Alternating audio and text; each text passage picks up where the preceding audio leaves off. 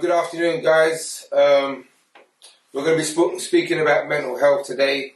As you know, Jamie, who's to my left here, does a lot of work in the mental health and has got his own struggles that he's gone through that I'm sure he's going to share with us today. And we're also going to be discussing careers on our right career, how mental health, if he's spotted any mental health coming from the professional game, and a bit about his career, and then advice he can give to young football players who are trying to progress through professional football and maybe making a drop down to non-league. Because I know myself, not that I've been in the professional setup, but I know working with players that come out of the professional academies or the professional football teams that they've struggled to adapt to non-league and mentally, not physically, but mentally they've struggled. And in actual fact, a lot of them have a lot of who have not progressed have gone the wrong route, which can lead to crime, which can lead to taking their own life, which can lead to taking drugs.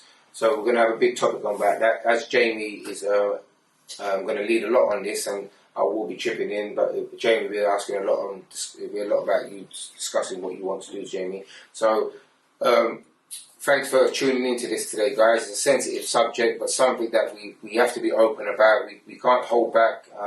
Anyone that is watching this, please don't be afraid to speak. Don't be afraid to speak to someone. Share your issues, share your problems, share your concerns with anyone. Even if it's someone you don't think is going to be interested, you never know. That could be a person that you're either saving their life or they're saving your life. So it is a sensitive subject, but I think a subject that is very well spoken about now. It's in the public, and I think football is trying to do a lot for that. And we definitely want to use Myland Bay T Squad Football Club as a way out for people to come and express themselves, whether it's through football or coming to talk or to be part of the media team or to be part of our social team. There's anyone that's got any ideas that feel that they want to join Myland Bay T Squad and suffering through mental health, please contact us on all our socials or in our email address that's on our socials, which is at Myland Bay T Squad. This is Jamie who's going to take over from now. Over to you, Jamie. Yeah, thank you, Justin. Obviously, I've been doing a lot of over lockdown talks of called Let Us Talk, hashtag Let Us Talk Mental Health. It's been doing so much for a lot of people expressing their feelings on mental health, and also just their advice, what they might have been through, or some advice, what they feel will help somebody. So I'm thankful for obviously Justin giving us our platform, obviously through Myland Bay T Squad. It's a big thing for all three of us and the squad going forward, that we want to help as many people and show awareness of mental health going forward. So first things first, obviously Keys has been at a pro club. The latest thing obviously coming out of Man City was a young kid obviously committing suicide after being released. And it's a struggle. How do you feel clubs are helping at pro level with players who are being released? Do you feel that they're helping with mental health because of the struggle of being released? Back when I was 17, 18, 19, I don't think they did. Maybe more so now.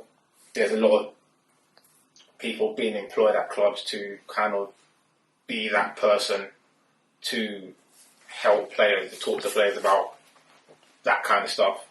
But back when I was, young, we didn't have that. We didn't have that person to go and kind of speak to. It was more your family or just get on with it, really and truly. Not enough done for boys that get released. I've always said this. I've come across so many boys that have been released at 14, 15, 16 that once they're gone, and it's that club's done. There's no contact or to see how they're getting on or to help with anything, just done. And not everyone's got that person in their corner who can go and help them find a new club.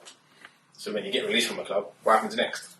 And I think that's why I come across a lot of these players, because I'm that person that helps them find a new club or just keep on focused on football.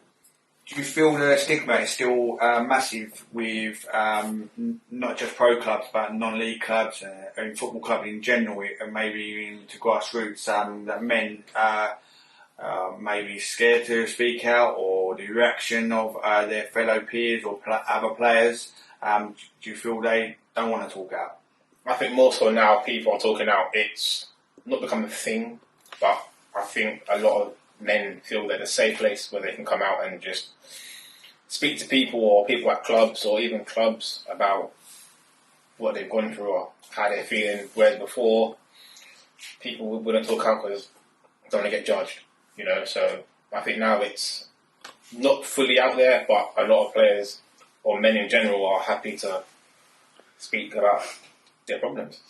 So, do you feel it has got better in pro clubs? Obviously, you was at Yeovil, Millwall, other clubs like that. Do you feel it has got better from when you was at a pro club to where it is now, within maybe the academy or the first team? Or do you still feel they're only about results and not worried about the mental side of the game, or has it got better? It's improved a lot, massively, because when I left Millwall at 20, that was it. Didn't hear from the club again. Whereas I now know a lot of players now. If they leave a club, there's people employed at the club who are there to contact you to find out how things are going and all that kind of stuff. But I don't have that.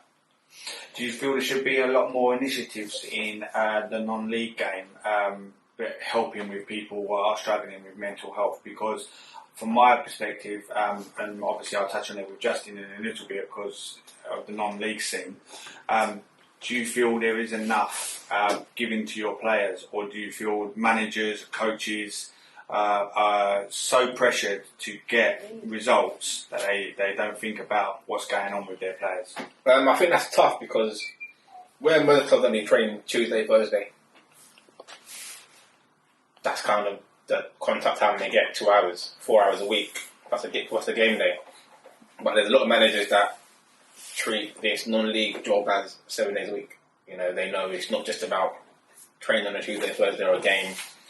They know that their players, if they want the players to be performing at the best, got to make sure that they're all okay, you know. And it might be a Monday night where you might get a phone call from a player and you end up chatting for an hour not about football, you know, just about life in general and how they're feeling. So you can always do more. Do you know what I mean? You can always do more. But it's about having the confidence to come out and obviously speak about it.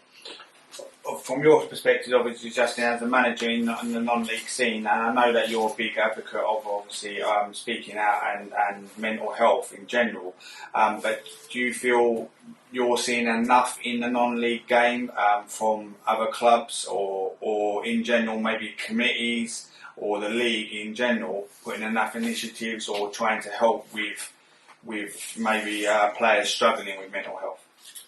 Honestly, no. I don't think there's enough being done. As Keir said, I can only talk from my point of view. I can't talk for every manager, but for me as a manager, it is 7 days a week. It is finding out how players are getting on, how players' welfare, how their family home's doing, how their work's doing. They might be at work, so it could be affecting them playing football because they've got to pay their mortgage and etc.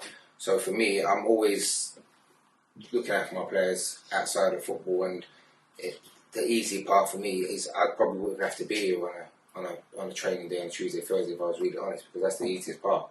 They're all going to be here. My coach is going to be putting a session on for them what I want to be done. That's probably the easiest part. The hardest part is the days when I'm not with them, and obviously match days where you have to motivate some of those players that maybe have got personal issues going on. And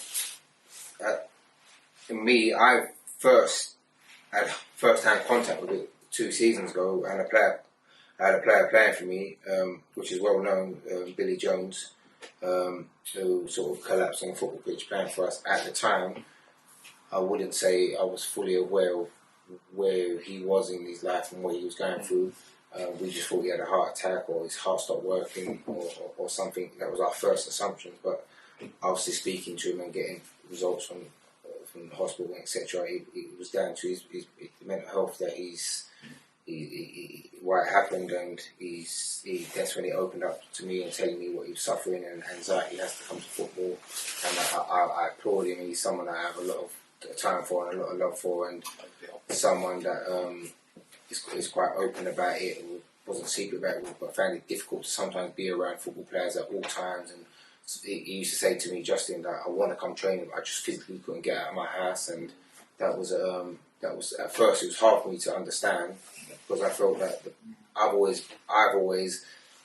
not suffered from mental health, but I've suffered from bereavement. I've suffered from family members in a bad place, and whatever, family members and drugs and etc. And it can be sort of given to class it. I've had depression or whatever at some point, but my outlet has always been coming to football. It's always been, that's where it doesn't matter what's going on, that 90-minute game or that training session, it doesn't matter what's going on, I would focus on that. After, I'll probably think about it. So that would always be my release. So I always felt people should feel like how I felt. Then obviously over time I understood that's not the case.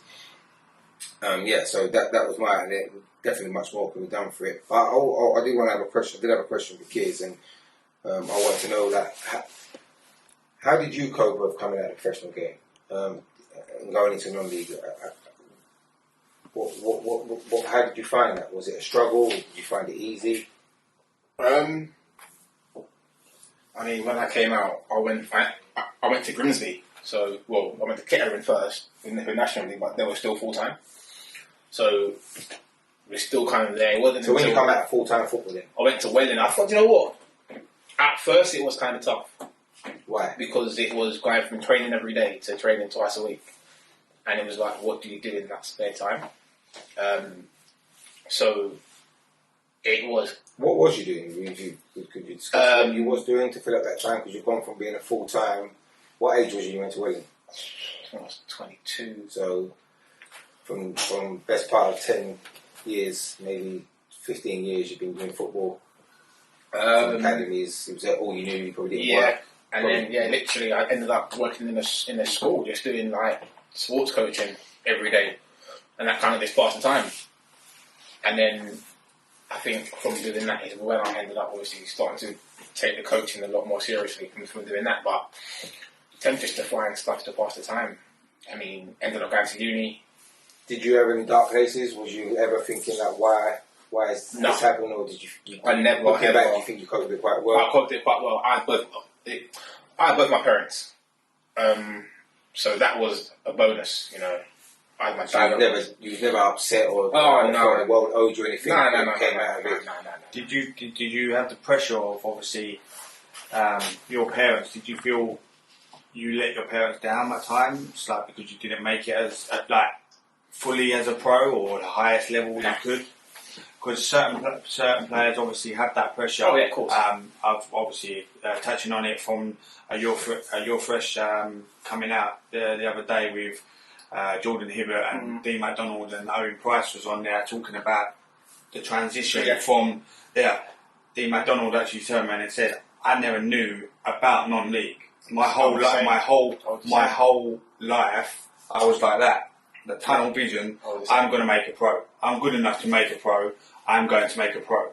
And then suddenly it was just taken away. That's a example of a player I know of who anyone you speak to in non-league, or who I know people that were at Arsenal who said that it's one of the best players I've ever played with. I haven't watched that interview, so maybe I have watched the interview to find out why he didn't make it, because it wasn't down to talent, that's for sure. Yeah, no, 100%. He said he might have been politics, it might have been something else. He doesn't honestly know himself. But within himself, Owen and Jordan, it was a great interview, and as I say, Justin, go and watch it. But they're saying they honestly all felt like they lost the love of the game, certainly, like through being released. And especially Jordan, he didn't play. Jordan was so proper footballer. He didn't play for like 2-3 years until now Winger's got his love back, and he's now obviously landed All-Star.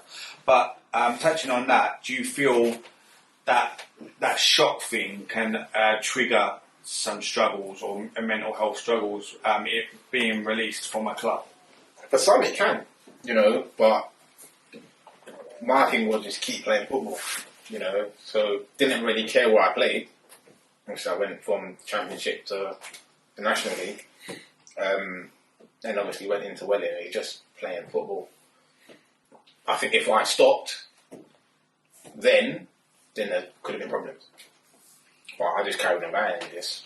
So obviously, any players being released now, obviously, and they're not going back into a club, what would your actual main advice be? So maybe not to fall into thinking in your mind, oh, wait a minute, I can't be bothered with this no more, and struggling on a day-to-day basis. What would your advice be for them being just released? It's tough because you always need people in your corner who you can speak to. Like, have a safe place where you can just go and speak to about anything. And just keep going first and foremost. I mean, there's more than one club in the world. Do you know what I mean? You know, if I felt like that was it after I left Millwall, I would have stopped playing football. But there's more clubs in the world than Millwall, so just keep playing. You know, and if you've got them people to speak to them. I think also now there's clubs that have got people in place that you can speak to. So use them. Use what you've got around you to your advantage. Yeah, so trick question for you, just obviously, Keir's touched on it. You've got to have the enjoyment, I feel, of whatever you do, not just with viewing football in general. But do you feel it's you've got to find the right person to speak to, not just like if I'm coming to you and I'm speaking to you and you're not listening to me, it's got to be a two-way thing. Do you feel that is not out there as much? Do you feel people still have a stereotype around mental health? I think I think nowadays I do think it's a bit more easier to speak to people. I know some people will watch this and think, well, I find it difficult to speak to someone, and I respect that and do understand that, but I do think there's more avenues. I think social media has played a massive part of that. I do think there are people that you can discuss it with and speak to, but I think it's down to each individual who they feel confident and trustworthy to speak and not judge them. And also, I do feel there's people that want to tell people things but don't want people to hear it, if you know what I mean. They want to tell someone but they don't want them to hear it, or they might feel, I don't need to know that about me, but I do need to get it off my chest. And they're the people that I feel sorry for, because I do feel there's people that have mental health and will speak with people and will keep repeating the same cycles and not learning from it. And I know people like that, in terms of that they go and seek the help, they'll speak to this person but keep going around in circles.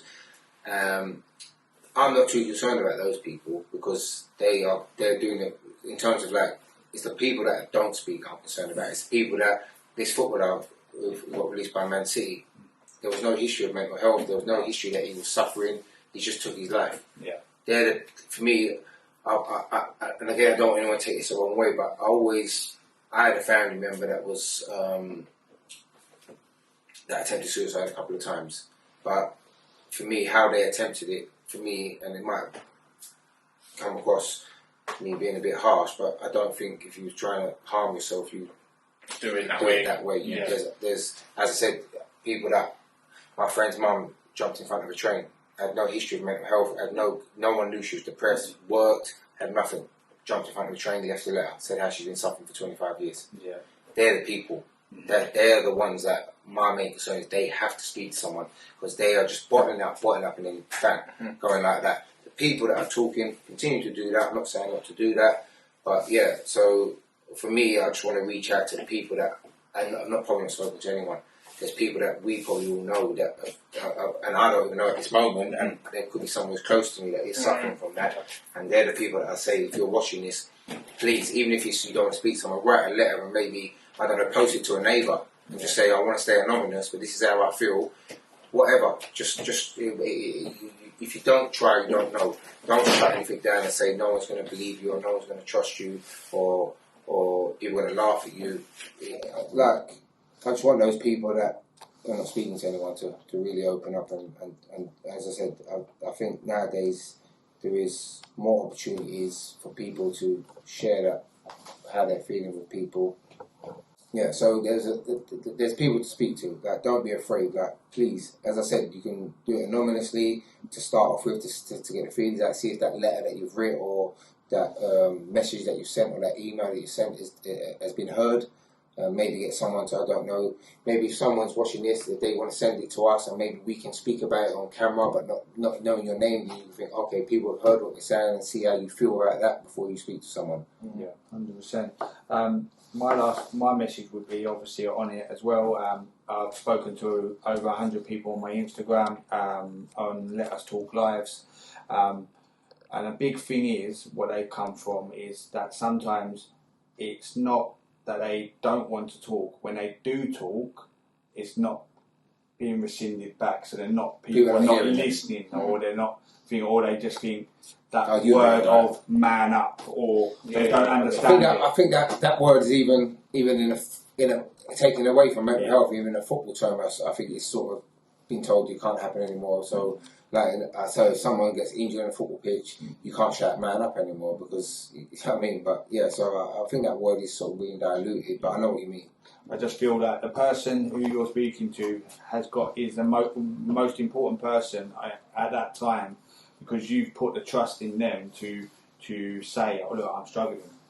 So that person, my message would be, if somebody is coming to you and saying to you, look, I'm struggling, sit there and listen. You may not have the right tools, and you may not have the right advice, but you don't know how much it's helping that person just to open up, because they could be bottling that up, as you said. Somebody could be bottling it up for 25 years, and they've come to you. They've got that courage after 25 years or something like that to come and say, look, I'm struggling. I need like you to listen and give me some advice. So my thing is, not only, and that person that they're speaking to, don't bat it away, because that could be the last. It could be the last person they've ever spoken to, and you won't want that guilt to be with you the rest of your life. 100%. So my message is, yes, we do need to talk, and anyone who is struggling, obviously contact myself on my Instagram. And you want to share your experiences, you can come on the lives. It's not a problem. We'll put it in the bio as well, so everyone knows and how to contact me. Justin as well, if you can't talk to me, talk to Justin if you feel that's the case. Kiers as well. We put all our Instagrams and tags in the bio. Do not struggle in silence. It's okay to not be okay. Let us talk all the time, and we're going to be putting it out, hopefully, as much as we can on our videos and promoting mental health. So I'll pass over to Justin for the last bit. Yeah, I just want to first of all say thank you very much for taking the time to watch this. We appreciate you, Kiers, for being honest and open about your time of leaving football, and you're one of the lucky ones that, from listening to what you're saying, that sort of coped with it well, had good support network around you, which you're sort of now led on to helping others that are suffering, because you know you came out of it on the other side quite well and you wasn't disappointed. Also, thanks for Jamie for bringing this to my MBTVs. And always continue to be open and discuss and be there for people. And listen, if you want to come down to watch a game, no stress, just come down and watch a game. We'll give you the details. You can inbox us, message us. If you want to come watch a game on a Saturday, where I do things on a Saturday, you can come and watch. Kiers is also involved in a Saturday team, hashtag. I'm sure he will be happy to come and watch him. And if you want to speak to Jamie on his lives, please contact him. Jamie will always make time for people. So listen, thank you very much, guys, for listening. Thank you very much for Jamie. Thank you very much for Kiers. Thank you very much for Reese, the cameraman, for being here today. And I hope you enjoyed the show. And please leave any feedback in the comments, whether you're struggling or not, or you feel that we've touched on some good topics, or we've missed some good topics. Please share with us, and we'll always want to try and help people and move forward. Thank you. My name's Justin. Take care.